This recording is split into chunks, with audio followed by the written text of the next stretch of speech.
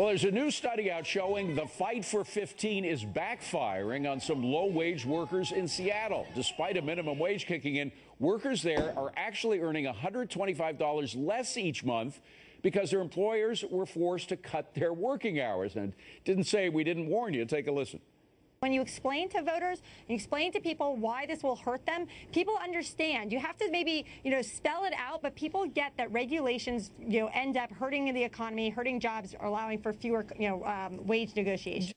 All right, round of applause, everybody, for Sabrina. You called it 2 years ago. How did you know? Yeah, well, I hate to say I told you so, but I do know that when you artificially manipulate wages or benefits, it is going to lead to fewer jobs, less flexibility, and a less good workplace for everybody. And I think that this should be a lesson for other states like Washington's neighbor Oregon, which is currently trying to push through some scheduling and overtime regulations. It's going to have the same backfiring effect. All right, well, Bruce, let's look at what the study found. 9% reduction in hours for lower wage jobs, 3% rise of hourly wages, and that ended up with $125 less each month for the workers.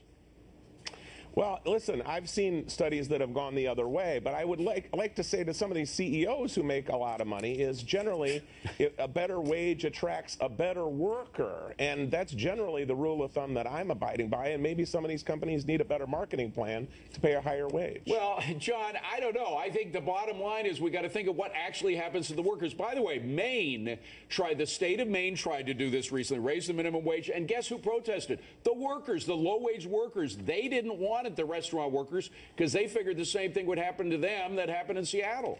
Oh, yeah, and any kind of artificial wage restrains the ability of people to offer up their services, and that's shameful.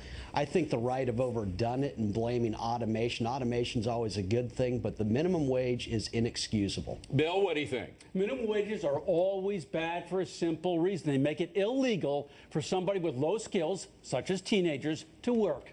And Rich, we got to say a lot of restaurants, for example, and other similar industries are switching over to mechanical means, these electronic kiosks and other ways to get out the minimum wage workers entirely. Now, this might have happened anyway, but a hike in the minimum wage doesn't help, right? Sure, I think it accelerates that trend.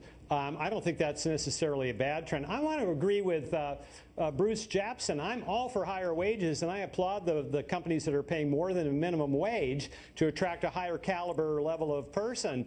But that's got to be the decision of the company, and if it's mandated, it's going to backfire. Okay, well, we put the boss last because we didn't want to intimidate any of the opinions before him. What do you think, Steve? Well, the bottom line is it hurts people with the least.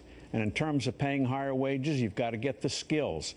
With the people with no skills being able to go in the workforce, originally get a low wage, then work their way up, earn higher wages. That's the way it's done. If laws could make us prosperous, we'd have been all zillionaires 100 years ago. Sabrina, very quickly, since you spotted it 2 years ago, what happens now? Are states finally going to learn their lesson or not? Well, I sure hope so, but as John Tamney always says, our states are, little experiments, so let's hope that states will learn from one another. The petri dishes of the experiments in the states. Coming up